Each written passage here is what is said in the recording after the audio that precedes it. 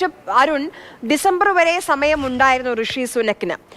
ഇത്രയും നേരത്തെ ഒരു ഇലക്ഷൻസിലേക്ക് പോയത്, ഒരു തെരഞ്ഞെടുപ്പിലേക്ക് അതൊരു ബാഡ് ഡിസിഷൻ ആണെന്ന് തോന്നുന്നുണ്ടോ ഇപ്പം? ആദ്യമേ തന്നെ ലേബർ നേടിയ ഈ വൻപിച്ച വിജയം അത് സമാനതകളില്ലാത്തതാണ്. പലപ്പോഴും 2007 ടോണി ബ്ലെയർ നേടിയ വിജയവുമായി ഇത് താരതമ്യപ്പെടുത്താൻ എനിക്ക് തോന്നുകയാണ്. കീർ സ്റ്റാമർ എന്തായാലും വിജയം ഉറപ്പിച്ചു കഴിഞ്ഞു, വിജയത്തിന്റെ പ്രസംഗം നടത്തി കഴിഞ്ഞു. അതൊക്കെ അവിടെ ഇരിക്കട്ടെ. പക്ഷെ നമ്മൾ പ്രത്യേകിച്ച് വ്യക്തമായിട്ട് നോക്കിപ്പോ നമുക്ക് കാണാൻ കഴിയുന്നത് 5 പ്രധാനപ്പെട്ട പ്രോമിസുകൾ പറഞ്ഞുകൊണ്ടാണ് സുനാക്ക് അധികാരത്തിലേക്ക് വന്നത്. ആ 5 പ്രോമിസുകളിൽ ഏറ്റവും പ്രധാനമായുള്ളത് വില നിലവാരം പിടിച്ചു നിർത്തുക എന്നുള്ളതാണ്. അത് ഒരു പരിധിവരെ അദ്ദേഹത്തിന് സാധിച്ചു. ഇൻഫ്ലേഷൻ നിരക്കുകൾ 11-ൽ നിന്ന് ഏകദേശം 4% കുറയ്ക്കാൻ സാധിച്ചു എന്നുള്ളത് ഒരു വലിയ വിജയമാണ്. പക്ഷെ ജനങ്ങൾക്ക് ഈ ഇൻഫ്ലേഷനിൽ വന്ന കുറവ് അവരുടെ ജീവിത നിലവാരത്തിൽ വ്യക്തമായി പ്രതിഫലിപ്പിക്കാൻ കഴിഞ്ഞില്ല എന്നുള്ള ഒരു പരാതിയുണ്ട്. അതോടൊപ്പം ശക്തമായ ഒരു വളർച്ചാ നിരക്കും സുനാക്ക് വാഗ്ദാനം ചെയ്തിരുന്നു. 0.6% വളർച്ച. അത് വെസ്റ്റേൺ യൂറോപ്പിലെ ഇന്നത്തെ സാഹചര്യത്തിൽ വളരെ മോശമല്ലാത്ത ഒരു വളർച്ചാ നിരക്കാണെങ്കിൽ കൂടിയും രാജ്യം മുന്നോട്ടൊരു വളർച്ച പ്രാപിക്കുന്നില്ല എന്നുള്ള ഒരു അഭിപ്രായം വളരെയധികം ശക്തി പ്രാപിച്ചു. അതോടൊപ്പം പൊതുകടം കുറയ്ക്കുമെന്നുണ്ടായിരുന്നു. പൊതുകടം കുറയ്ക്കാൻ സാധിച്ചില്ല. NHS waiting list.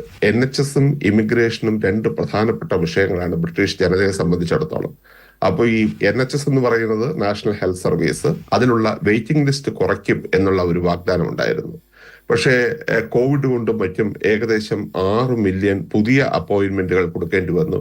ചുരുക്കം ആ വാഗ്ദാനം പാലിക്കാനായില്ല.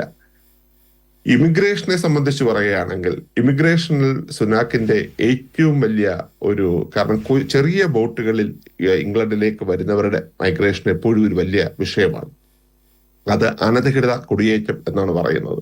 ഈ അനധികൃത കുടിയേറ്റം നിയന്ത്രിക്കും എന്നുള്ളത് സ്റ്റോപ്പ് ദ ബോട്ട്, അതൊരു ക്യാമ്പയിനായിട്ട് തന്നെയായിരുന്നു സുനാക്ക് തുടങ്ങിയത്. പക്ഷേ അതിന് കൊണ്ടുവന്ന നയം വളരെ വ്യാപകമായ പ്രതിഷേധത്തിനിടയാക്കി. ഉദാഹരണം പറയുകയാണെങ്കിൽ റുവാണ്ടയിലേക്ക് ഇവിടെ വരുന്ന അനധികൃത കുടിയേറ്റക്കാരെ റുവാണ്ടയിലേക്ക് കടത്തി അവിടെ നിർത്തിക്കൊണ്ട് അതിന്റെ നടപടിക്രമങ്ങൾ പൂർത്തീകരിക്കുക എന്നൊരു സമീപനം സ്വീകരിച്ചു. ഇത് കൺസർവേറ്റീവ്സിന്റെ ഇടയിലും അതുപോലെ തന്നെ ലേബറിന്റെ ഇടയിലും ന്യൂട്രലായിട്ട് നിൽക്കുന്ന ഒരു വലിയ ജനസമൂഹത്തിനെയും സ്വാധീനിച്ച ഒരു തീരുമാനമായിരുന്നു. അതിന്റെ ഏറ്റവും രസകരമായ കാര്യം, ഇതിലെ ആദ്യത്തെ ബോട്ട് റുവാണ്ടയിലേക്ക് ഇതുവരെ പോയില്ല. അപ്പൊ അങ്ങനെ വന്നപ്പോൾ വളരെ എക്സ്ട്രീം റൈറ്റ് ആയിട്ടുള്ള ആൾക്കാരുടെ പിന്തുണ, അത് കൺസർവേറ്റീവ് പാർട്ടി എപ്പോഴും പ്രതീക്ഷിക്കുന്നതാണ്, അതുണ്ടായുമില്ല. അതേസമയം വലിയൊരു ജനസാമാന്യം ആ നടപടിക്കെതിരെയായി.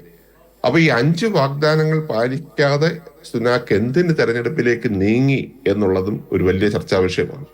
കാരണം സാമ്പത്തിക മാന്ദ്യത്തിൽ നിന്ന് ബ്രിട്ടൻ കടന്നു വരികയാണ്. പക്ഷെ ഇപ്പോഴുണ്ടാകുന്ന ഈ ഇൻഫ്ലേഷനിൽ വരുന്ന കുറവ് അധിക നാൾ തുടരാൻ കഴിയുമോ? ഇതിനൊരു മാറ്റം ഉണ്ടാകുമോ?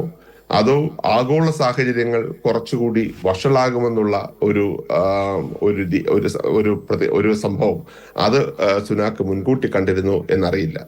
എന്തായാലും ബ്രിട്ടന്റെ ചരിത്രത്തിൽ ആദ്യമായാണ് ജൂലൈയിൽ ഒരു തെരഞ്ഞെടുപ്പ് നടക്കുന്നത്. അപ്പൊ ആ തെരഞ്ഞെടുപ്പ് നടന്നു.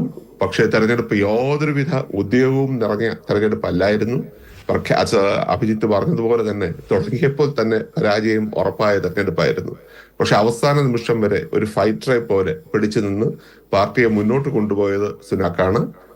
സുനാക്ക് മാത്രവുമല്ല, ഇതിന്റെ ഡിബേറ്റുകളുടെ ഒരു ഘട്ടത്തിലും സ്റ്റാർമർ വളരെ ശക്തനായ ജനപ്രീതി ആർജിക്കുന്ന ഒരു നേതാവായി ഉയർന്നു വന്നിരുന്നില്ല എന്നുള്ളതും വളരെ രസകരമായ ഒരു കാര്യമാണ്. അപ്പൊ ഇത് ലേബർ പാർട്ടിയുടെ ദയവായി തുടരുക. അശ്വതിലേക്ക് ഒരു കാര്യം കൂടി ചോദിക്കേണ്ടതുണ്ട്. അശ്വതി, നമ്മളെ സംബന്ധിച്ച് ഒരു ചരിത്രം കൂടി ബ്രിട്ടനിൽ രചിക്കപ്പെടാൻ പോവുകയാണ്. 2 മലയാളികൾ ഇത്തവണ മത്സര രംഗത്തുണ്ടായിരുന്നു. 2 പാർട്ടികളിൽ നിന്നും, കൺസർവേറ്റീവ് പാർട്ടിയിൽ നിന്നും ഉണ്ടായിരുന്നു, അതോടൊപ്പം തന്നെ ലേബർ പാർട്ടിയിൽ നിന്നും ഉണ്ടായിരുന്നു. സാജൻ ജോസഫും അതോടൊപ്പം തന്നെ എറിക് സുകുമാരനും. അവരുടെ സ്ഥിതി എന്താണ്? 2 പേരും ജയിച്ചോ? നിലവിൽ പുറത്തു വന്ന വിവരങ്ങളിൽ സോജൻ ജോസഫ് അദ്ദേഹം മത്സരിച്ചത് ആഷ്ഫോർഡ് മണ്ഡലത്തിൽ, കെന്റിലെ ആഷ്ഫോർഡ് മണ്ഡലത്തിലാണ്. അദ്ദേഹം ജയിച്ചിരിക്കുന്നു എന്നുള്ളതാണ്.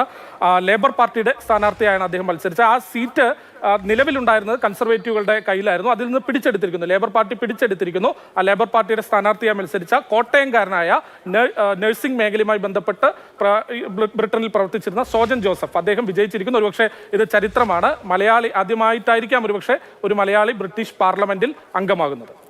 തീർച്ചയായും ബ്രിട്ടന്റെ പാർലമെന്ററി ജനാധിപത്യ ചരിത്രത്തിൽ ആദ്യമായി വെസ്റ്റ്മിനിസ്റ്റർ ആബയിൽ മലയാളിയുടെ ഒരു ശബ്ദം കൂടി എന്തായാലും ഇനി ഹൗസ് ഓഫ് കോമൺസിലൊക്കെ കേൾക്കാൻ കഴിയുമെന്നുള്ളത് സന്തോഷമുള്ള ഒരു കാര്യം തന്നെയാണ്. അരുണിലേക്ക് ഡോക്ടർ അരുൺ, പല കാര്യങ്ങളുണ്ട്. ഇപ്പം ബ്രെക്സിറ്റ് ഉണ്ടായിരുന്നു ഒരു ഭാഗത്ത്, അത് കഴിഞ്ഞ് കോവിഡ്, അങ്ങനെ വലിയ രീതിയിലുള്ള പല മേഖലകളിലും പ്രതിസന്ധി നേരിടുകയാണ്. അപ്പം മലയാളികളെ സംബന്ധിച്ച് ബ്രെക്സിറ്റ് വന്നത് പലതരത്തിലും ഗുണം ചെയ്തു. കാരണം കൂടുതൽ തൊഴിലവസരങ്ങൾ കേരളത്തിൽ നിന്നുള്ള ആളുകൾക്ക് വരെ ലഭിച്ചു, പ്രത്യേകിച്ച് നഴ്സിംഗ് മേഖലയിലൊക്കെ. പക്ഷേ ബ്രിട്ടനിൽ അത് എത്രത്തോളം വലിയ ഒരു അസ്ഥിരത ഉണ്ടാക്കിയിട്ടുണ്ട്? ഈ കോവിഡ് കഴിഞ്ഞപ്പോൾ പ്രധാനമായി ഉണ്ടായ ഒരു വലിയ വിഷയം ഞാൻ നേരത്തെ പറഞ്ഞതുപോലെ NHS വന്ന ആ നീണ്ട വെയിറ്റിംഗ് ലിസ്റ്റാണ്. അപ്പൊ ആളുകൾക്ക് വളരെ നീണ്ട കാലം ഒരു ഡോക്ടറെ കാണാനോ അല്ലെങ്കിൽ ഫാമിലി ഡോക്ടറെ GP എന്ന് പറയുന്ന ജനറൽ പ്രാക്ടീഷണറെ കാണാനോ വന്ന സമയതാമസം, അതോടൊപ്പം ഒരു ഓപ്പറേഷനോ മറ്റു കാര്യങ്ങളോ നടത്താൻ വന്ന സമയം, ഇത് കൺസർവേറ്റീവ് ഗവൺമെന്റ് പണം കൂടുതൽ ഇൻവെസ്റ്റ് ചെയ്തിരുന്നു എന്ന് സമ്മതിക്കേണ്ടി വരും. കോവിഡിന് ശേഷമുള്ള കാലത്ത് വളരെയധികം പണം NHSലേക്ക് വന്നിരുന്നു.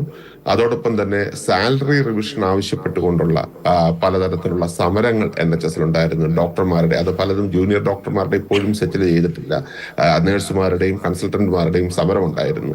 അപ്പൊ അതിനൊക്കെയായി ഗവൺമെന്റ് ഒരുപാട് പണം ചെലവാക്കി. പക്ഷെ ആ ഫലം പ്രത്യേകിച്ച് കണ്ടില്ല. അപ്പൊ മൈഗ്രന്റ് കമ്മ്യൂണിറ്റിയെ പറ്റി പറയുകയാണെങ്കിൽ രണ്ട് തരത്തിലാണ് പറ്റിയ ഒരു കാര്യം കൂടി ചോദിച്ചോളൂ. ഇപ്പം ഏറ്റവും കൂടുതൽ വലിയൊരു സ്റ്റാർ ക്യാമ്പയിൻ ആയിട്ട് മുന്നോട്ട് വെച്ചിരുന്നത്, അതായത് സ്റ്റാമർ ലേബർ പാർട്ടി മുന്നോട്ട് വെച്ചത് ഓരോ ആഴ്ചയിലും 40,000-ൽ കൂടുതൽ പുതിയ അപ്പോയിന്റ്മെന്റ്സ് ഉണ്ടാക്കുമെന്നുള്ളത്, അത് വലിയൊരു ഘടകമായി മാറിയിട്ടുണ്ട് എന്ന് തോന്നുന്നുണ്ടോ? തീർച്ചയായും അത് ഒരു വലിയ ഘടകം തന്നെയായിരുന്നു. പക്ഷെ പ്രധാനമെന്ന് അത് മാത്രമല്ല, പ്രൈവറ്റ് സ്കൂളുകളുടെ പഠനത്തിന് നികുതി ഏർപ്പെടുത്തുമെന്നുള്ളതും, അതുപോലെ ഓയിൽ ആൻഡ് ഗ്യാസ് ഇൻഡസ്ട്രിക്ക് വിൻഫോൾ ടാക്സ് ഏർപ്പെടുത്തുമെന്നുള്ളതെല്ലാം ജനങ്ങളുടെ ഒരു ഇമാജിനേഷൻ ക്യാപ്ചർ ചെയ്തു. കാരണം എനർജി വില വളരെ കുതിച്ചുയർന്നുകൊണ്ടിരിക്കുന്ന ഒരു സമയമുണ്ടായിരുന്നു. അപ്പൊ അതെല്ലാം അത് കൂടുതൽ എനർജി കമ്പനിക്കാരാണ് ലാഭം ഉണ്ടാക്കുന്നത് എന്നുള്ളതായിരുന്നു വാദം. അപ്പൊ ആ ലാഭം നിയന്ത്രിക്കാനായി ഗവൺമെന്റ് ഒരു ടാക്സ് കൊണ്ടുവരുന്നു എന്നുള്ളത് ജനം വളരെ വളരെ വ്യക്തമായി തന്നെ അത് സ്വീകരിച്ചു എന്ന് തോന്നുന്നു.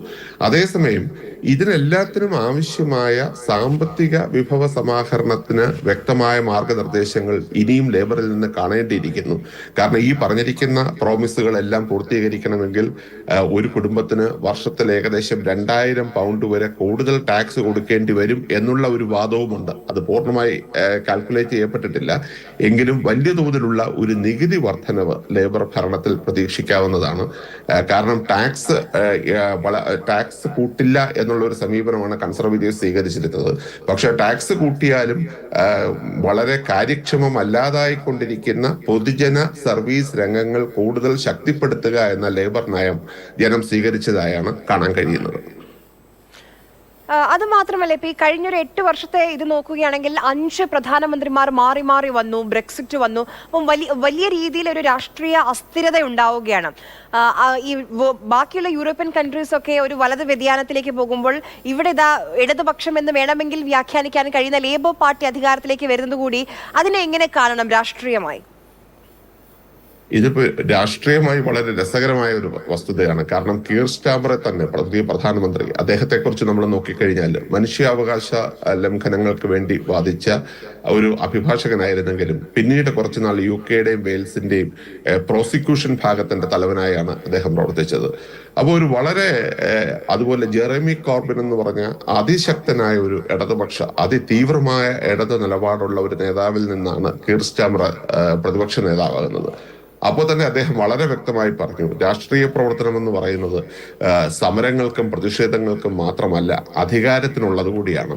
അപ്പോൾ സ്റ്റാർമർ സ്വീകരിച്ച ആ സമീപനം വളരെ വ്യക്തമായിരുന്നു. അങ്ങേയറ്റത്തെ തീവ്ര ഇടത് നിലപാടുകളിൽ നിന്ന് ഒരു മധ്യഭാഗത്തേക്ക്, ഒരു സെൻട്രൽ ലെഫ്റ്റ് എന്നൊക്കെ പറയാവുന്ന രീതിയിലേക്ക് രാഷ്ട്രീയം കൊണ്ടുവരികയാണ്. പക്ഷെ എത്രത്തോളം ലെഫ്റ്റ് ആണെന്ന് ഇപ്പൊ നമ്മുടെയൊക്കെ തന്നെ പല ലേബർ സുഹൃത്തുക്കളോട് സംസാരിക്കുമ്പോൾ അവരെല്ലാം പറയുന്നത്, അവർക്കെല്ലാം ഉള്ള ഒരു സംശയം എന്ന് പറയുന്നത് സ്റ്റാർമർ എത്രത്തോളം ഒരു ഇടത് അനുഭാവിയായിരിക്കുമെന്നുള്ളതാണ്. എനിക്ക് തോന്നുന്നത് ടോണി ബ്ലെയർ അധികാരം ഏറ്റെടുത്തപ്പോഴും ഇത്തരത്തിലൊരു തിങ്കിങ് ഉണ്ടായിരുന്നു. കാരണം ടോണി ബ്ലെയർ പാർട്ടിയെ ഇടത് തീവ്ര നിലപാടുകളിൽ നിന്ന് സെൻട്രൽ ഗ്രൗണ്ടിലേക്ക് കൊണ്ടുവരികയായിരുന്നു.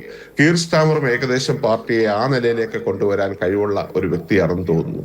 അങ്ങനെ നഷ്ടപ്പെട്ടു പോയ മിഡിൽ ഗ്രൗണ്ട് ഏറ്റെടുക്കേണ്ടി വരും. കാരണം നേരത്തെ പറഞ്ഞതുപോലെ കഴിഞ്ഞ കുറെ വർഷങ്ങളായി ശരി, എന്തായാലും വളരെയധികം നന്ദി ഡോക്ടർ അരുൺ ടി ജി, ഇത്രയും നേരം നമുക്കൊപ്പം വന്ന് കാര്യങ്ങൾ വ്യക്തമായി പറഞ്ഞു തന്നതിന്. 14 വർഷത്തിന് ശേഷമാണ് കൺസർവേറ്റീവ് പാർട്ടിക്ക് ഭരണം നഷ്ടമാകുന്നത്. ലേബർ പാർട്ടി അധികാരം ഉറപ്പിച്ചു കഴിഞ്ഞിട്ടുണ്ട്. 650-ൽ 400 കടക്കാൻ പോവുകയാണ്. 390കളുടെ മുകളിലേക്ക് സീറ്റുകൾ ഇതിനോടകം തന്നെ ലേബർ പാർട്ടി ഉറപ്പിക്കുന്നുണ്ട്. മുഖ്യ പ്രതിപക്ഷമായി എന്തായാലും കൺസർവേറ്റീവ് പാർട്ടി തന്നെ ഉണ്ടാകും. പക്ഷേ അപ്പോഴും അവരുടെ കഴിഞ്ഞ മന്ത്രിസഭയിലുണ്ടായ പല മന്ത്രിമാർക്ക് പോലും ജയിക്കാൻ കഴിഞ്ഞിട്ടില്ല എന്നുള്ള കാര്യം കൂടി കണക്കിലെടുക്കേണ്ടതുണ്ട്.